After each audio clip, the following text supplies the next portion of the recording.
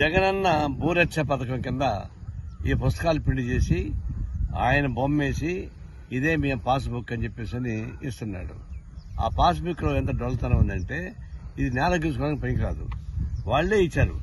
Bank loan తీసుకున్న సందర్భంలో కానీ, భూమి రిజిస్ట్రేషన్ చేసే సందర్భంలో కానీ ఈ భూమి యజమాని హక్కు పత్రం మరియు పట్టాదారు పాస్ పుస్తకము అధికారికి చూపించిన అవసరం లేదు.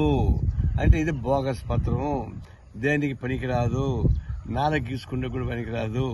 బొమ్మ చేసి కొన్ని వందల కోట్ల రూపాయలు ఖర్చు పెట్టి మొత్తానికి ఇది పంపిణీ చేశాడు. ఇది అసలు ముందు కాంగ్రెస్ గవర్నమెంట్ ఉన్నప్పుడు వచ్చింది ఇది పాస్బుక్. ఇది తర్వాత చంద్రబాబు నాయుడు వచ్చాక అది ఇచ్చింది పాస్బుక్. ఇది దీనిలో అన్ని రకాల హక్కులు ఉన్నాయి. పాస్బుక్ తీసిస్తాను అన్ని వ్యాలిడ్. కానీ ఈ పాస్బుక్ తీసుకొస్తే జగన్ బొమ్మ కనిపిస్తుంది తప్పితే దీనికి ఎందుకు వ్యాలిడ్ లేదు. బ్యాంకులో లోన్ లేరు, దీనికి హక్కు పత్రం రాదు, మీకు రైట్ రాదు. ఊరికి విగ్రహలాగా పెట్టుకోవచ్చు. దాంతోపాటు స్త్రీ సర్వే అని సర్వే చేశాడు, సెటిల్డ్ సర్వే.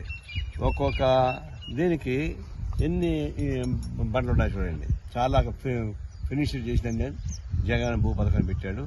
దీనివల్ల ఏమవుతుంది, ఇప్పుడు ఈ సర్వే నెంబరు ఈ సర్వే పక్కన ఉంటాయనుకోండి, ఈ నారాయణ బలన్పూర్ నెంబర్ 2 సర్వే నెంబరు అది జాయింట్ పత్రం ఇచ్చేసాడు.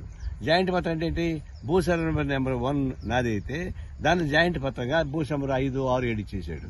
ఇప్పుడు వీళ్ళు కొట్టాడుకో సావరా, ఇది ఒకటి రాదు. ఈ విధంగా అనేక తప్పు తడకలతోటి భూరక్ష పథకాన్ని ప్రవేశపెట్టి వేల కోట్ల రూపాయలు ఖర్చు పెట్టి ఈ బండలు వేశాడు, ఈ పుస్తకం ఇచ్చాడు, దీనికి సెటిలైట్ పథకం వేశాడు. ఇది ఇట్లాంటిదే ఒక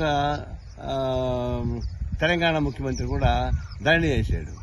ఆ ధరణిలో ఎట్టుందంటే వినియోగదారుల హక్కు కనపడలేదు, అనుభవదారుల హక్కు కనపడలేదు.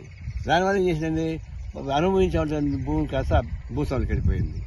అదే దెబ్బతీసింది, కేసీఆర్ని అదే దెబ్బతీసింది. ఇప్పుడు జగన్ కూడా ఈ భూరక్ష పథకం మీద దెబ్బతీయబోతుంది. దీనివల్ల రైతుకి ఉపయోగం లేకపోగా అనేక రకాల డిస్ప్యూట్స్ వచ్చేసినాయి. బండలు కనిపిస్తాయి, పుస్తకం కనిపిస్తుంది, ఇది శిలా పథకం లాగా ఉంటుంది, శ్మశానం రాశి పథకం లాగా ఉంది తప్ప ఇది కాదు.